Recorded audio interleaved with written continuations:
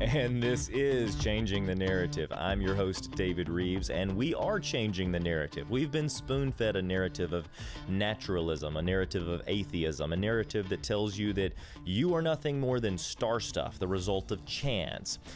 Well, we've had that atheistic narrative long enough, and it's time to change the narrative back to truth, and that's what we're doing on the podcast today. In fact, I'm very excited right now because we have a friend who is a legend in geology, Dr. Steve Austin, who has done an incredible amount of research in so many different areas of geology. And he's sitting in the Wonder Center right now on the podcast. Welcome to Changing the Narrative. Glad to be here. It is great to have you. Where are you from? I'm from Silicon Valley, California. Spent a lot of time in California. Yep. And I was involved in coal research, and that brought me out to Pennsylvania. Okay. My family heritage is here in Tennessee. Now, before we get into the meat of the program, I want to hear just a little bit about this because I was out at William Jessup University speaking. I was given a presentation. After I got through, stepped to the back of the auditorium, and a man came up to me and he said that there is a historic cabin just up the road from the Wonder Center in Burns, Tennessee. And then he said, by the way, I'm Steve Austin's brother. Then you knew the rest of that story, right? That's right. And you learned it, yeah.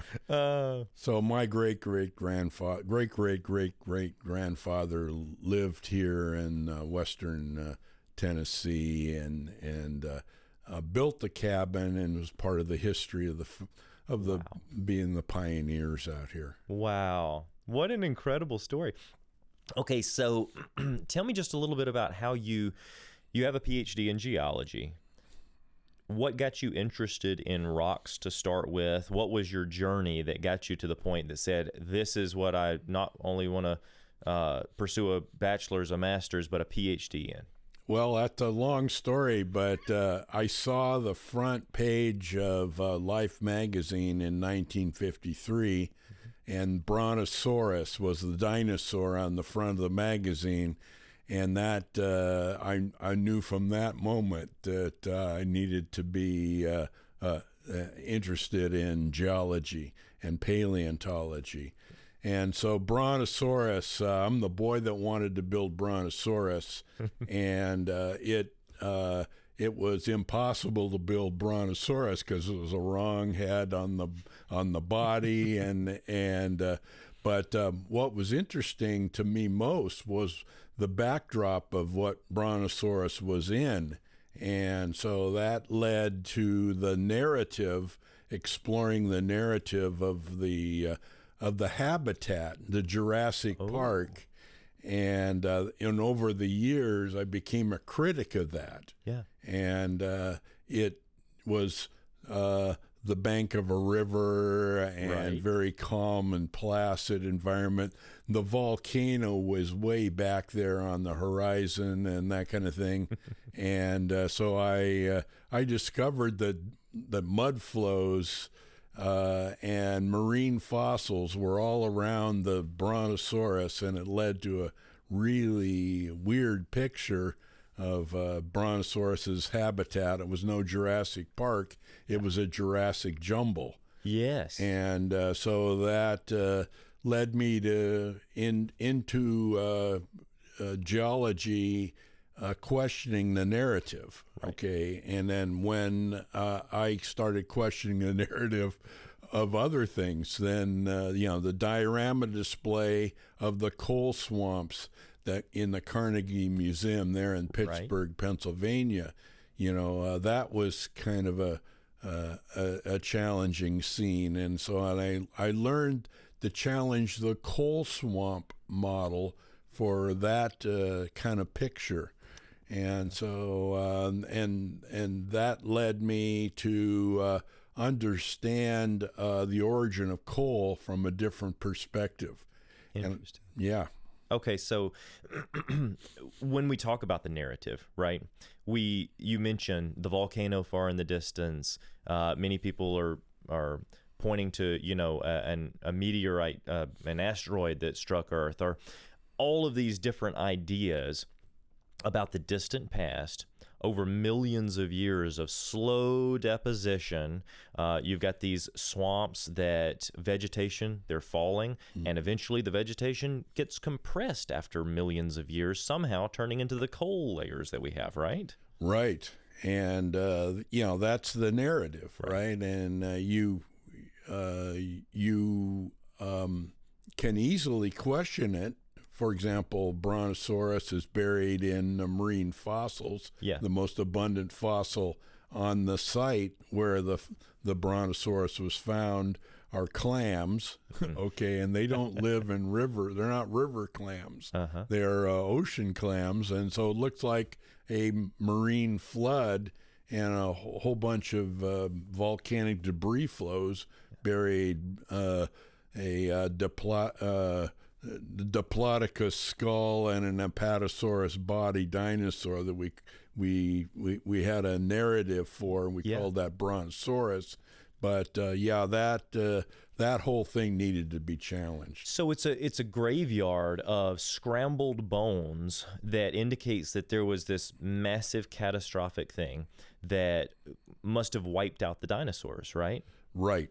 And so it was not a Jurassic Park; it was a Jurassic jumble. Interesting. And so that's the narrative needs to be replaced. Yeah. And so I spent my years at Penn State challenging the origin of coal, that coal swamp idea for the origin of coal. Now, as a critic, you can criticize the narrative, and I did, and I disproved the narrative for a coal bed in Kentucky that I was studying. Really? Formed in a swamp. I challenged that narrative, and I said the narrative is wrong. Yeah. Well, the professors said, you just can't turn in a dissertation proving a narrative is wrong. You got to come up with a different explanation, right? Okay. And so they said, well, you got to really I love it. You've got to propose a counter narrative, okay?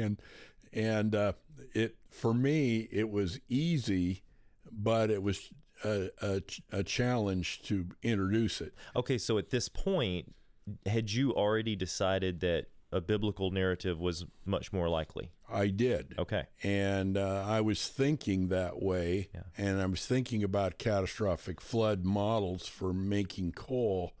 And so that's when the idea of a floating mat interpretation came to my attention, and that's the counter narrative that I proposed. Interesting. Okay, did you have to be careful when you changed the narrative as you're making a dissertation, as you're doing this research?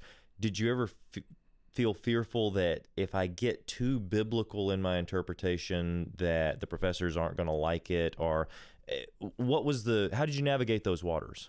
Well, I'm basically a catastrophist in my narrative. Okay. And I'm proposing a catastrophic narrative for the origin of coal, not a biblical model for the origin of coal necessarily. And so with that's the way I framed it. This is important. I was understanding the data. Yeah. Okay. And they wanted me to explain the data, and so I did that. This is really important because we've got friends who are watching. We've got viewers who are seeing this right now on Genesis Science Network. We've got listeners on all of the podcasting apps. Some of those are going through colleges right now, studying a scientific field. Some of them are saying, yeah, but we trust that the biblical record is historically correct. We're Christians, right? How do we navigate those waters? Because we've gotten pushback from our professors. I love hearing your story because you're saying that by talking about catastrophism, you're really talking about a biblical flood model, but at the same time, you're phrasing it in something that the rest of the geologists, your peers, could understand, changing the narrative. That's right. Wow. And they encouraged me, because I'm a critic of the narrative, to generate another narrative. In other words, they acknowledged that I was doing beneficial work in challenging the narrative, and then they asked for the counter narrative. Okay, and the floating mat model for the origin of coal is what I proposed on a bathtub model, basically playing with soap suds, thinking about how the sedimentary structures and composition of the coal bed I was studying could be better explained by a floating log mat idea. Interesting. So explain to me the log mat model, because if listeners are not aware, tell me what does that look like? Well, I didn't have a modern example of a floating mat when I was doing my studies, but I could propose it to explain the details. Okay. And so I believed it was a living, floating, basically marsh that was involved with detrital sedimentation of the coaly organic fragments underneath the water column, and it never was exposed at the surface of the earth and the swamp, and that type of thing. In other words, it wasn't mashed potatoes intruded by roots; it's coffee grounds laying there. Yeah, and and the details I got enmeshed in essentially, and proposed the counter narrative. Yes. Okay, so this proposal, what year? 1979. 79. I defended my PhD dissertation in 1979 on the floating log mat model for the origin of coal, and then 1 year later, it happened. What happened in 1980? Well, it was a little eruption of a volcano, Mount St. Helens in Washington State. Okay. And it made a log mat next to the mountain in this giant lake, and 1 million logs were laying there, and I had to go study it. Wow. And it became, a passion of mine, and I got to study and go diving underneath the floating log mat, and imagining how the bark is accumulating, looking like the coal beds in the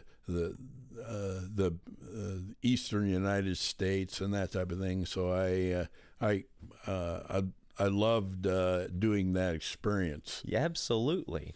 Okay, and this taught us, so Mount St. Helens taught us a lot about catastrophic geology, because it was something that was all over the news. It was videotaped, and people saw a tremendous amount of erosion and deposition in the matter of hours instead of a matter of, tens of thousands, hundreds of thousands of years. Yeah.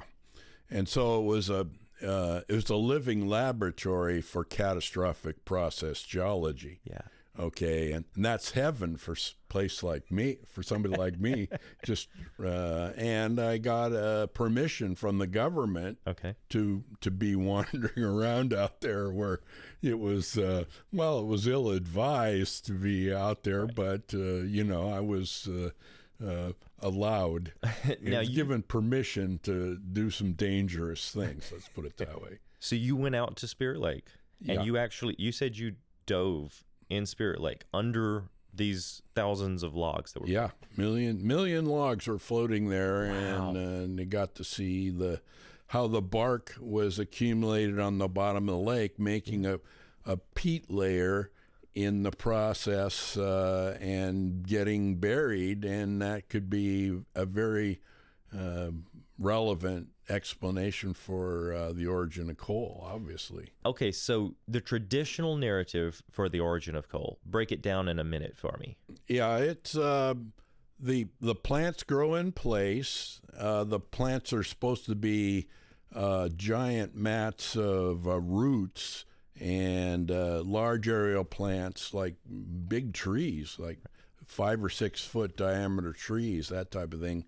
And the forest foliage, that whole narrative about how lycopod trees existed might be an error. They may be floating mat logs that live in floating marshes, essentially, Okay. or islands, and it's a very different world that may exist with the coal strata than we're accustomed to. Absolutely. You're saying that coal can form much more quickly than the long ages of decomposition and compression. Yeah, and coal is detrital. In other words, it's broken plant material that's accumulated not with rooting necessarily, but by fragments, and so coal is just like a sandstone, essentially. Wow. And you start thinking that way, and that's been my counter narrative. You say coal is like a sandstone in the sense that it's deposited from vegetation that the is rain of particles. Okay. And that's what sandstone is. Interesting. And so we that's obviously the normal way to think about sedimentation. Right. And so when you think that way, then coal can be formed rapidly. Okay. And coal can be formed from large sheets of tree bark that just fall and land on the surface. So what would cause large sheets of tree bark, lots of vegetation, all of this to just fall in these massive sheets? Yeah. Well, it's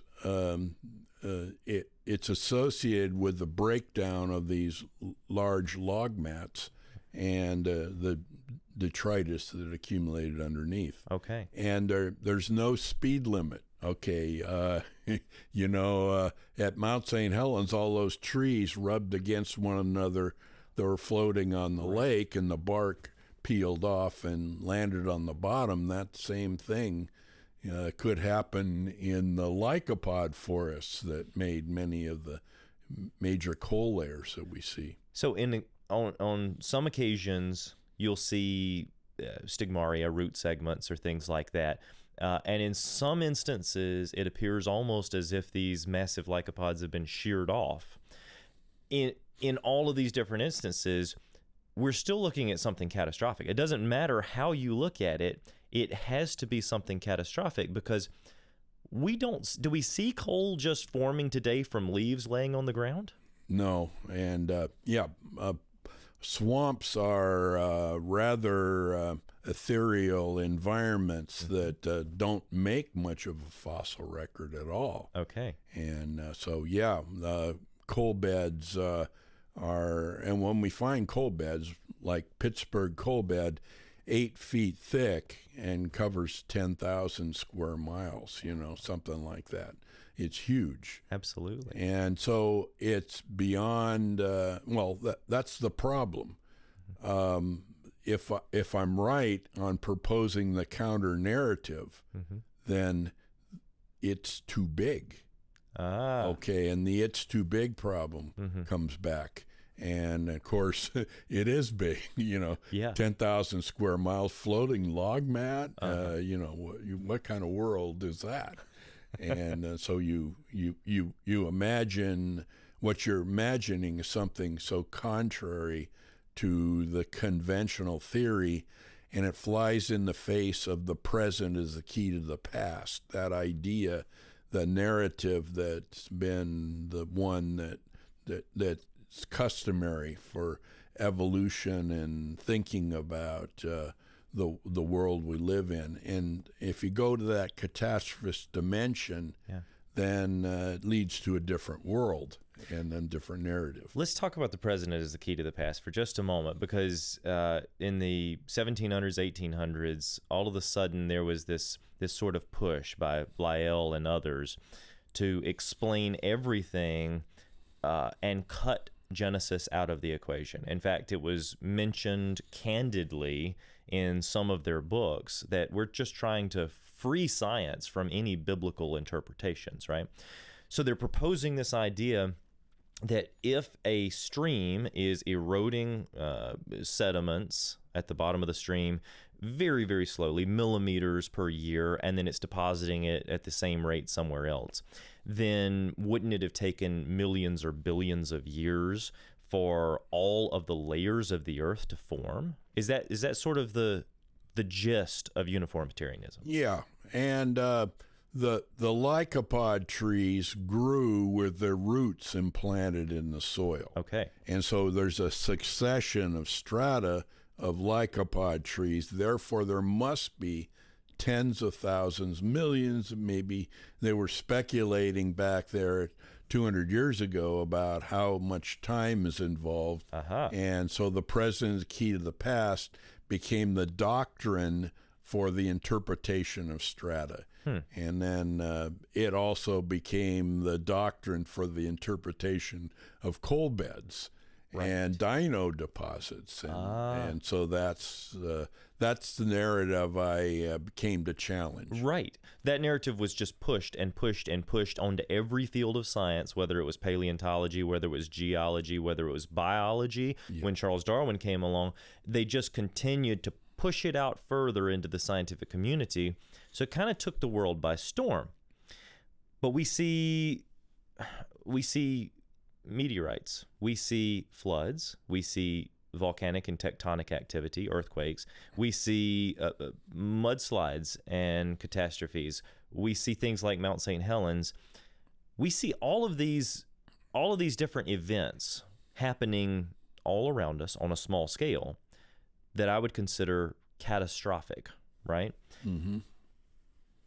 And when you look, there is a particular historical record that is full of catastrophism, a very specific event that happened, say 4,500 years ago. Tell me about that. Well, we have evidence, if we put this counter narrative together, of a rapid catastrophic process in the past. In other words, the present is not the key to the past. It may be the keyhole to the past, but it's a catastrophic process. And so put that flood narrative on the data, and you can see that there's a counter way to think about this. Yeah, you're changing the narrative. You're changing the narrative in so many ways, including this book is called Footprints in the Ash. You work with John Morris on this. Right. And it involves a lot of the research that you did on site at Mount St. Helens. Is that correct? Yes. The explosive story of Mount St. Helens. I'm telling you, it was a sensational story. It taught us a lot. But what I'm seeing is that you, every step of the way, haven't been conforming to what some scientists have told you, oh, you must believe this, you must believe this. Instead, you're thinking outside of the box. You're saying, well, wait, why don't we look at the data and figure out where factual data would be leading us? You're changing the narrative.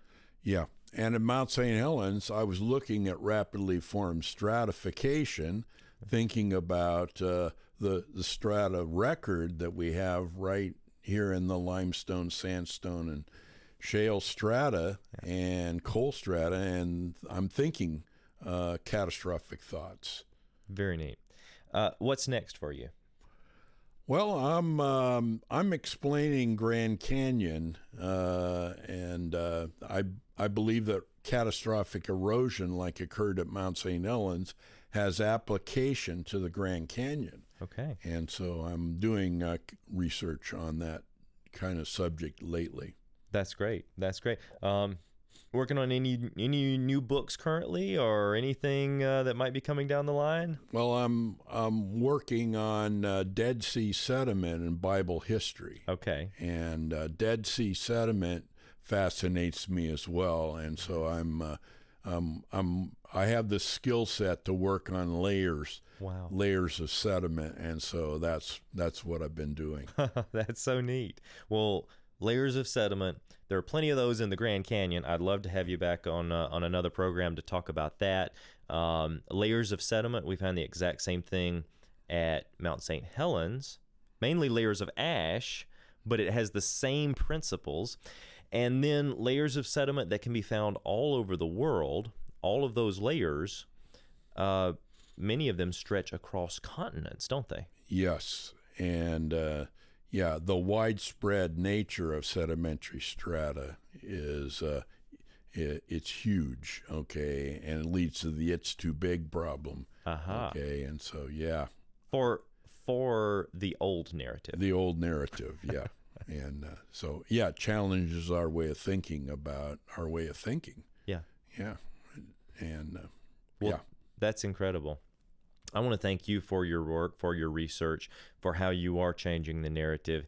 I would love to have you back on another Changing the Narrative to talk about this further, as well as you're going to be on stage in the Wonder Center just outside of Nashville tonight, and you will be addressing an audience for one of the free Genesis Science Society Unwrapped conferences that we do each month. I can't wait to see what you have to share for us tonight. And I just want to thank you for being here. Good. Thank you. And thank you for joining us on Changing the Narrative. I'm David Rives, and until our next time, I just want to remind you to keep looking up, because truly, the heavens declare the glory of God.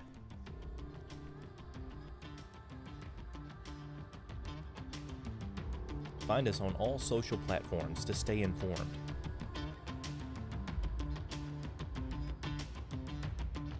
Watch Genesis Science Network 24/7 for free on Roku, Fire TV, and on our website. Visit the world's largest origins-based store, creationsuperstore.com. Plan your trip to the Wonders Center and Science Museum just outside of Nashville, Tennessee. Donate to our nonprofit ministry to help us continue sharing truth.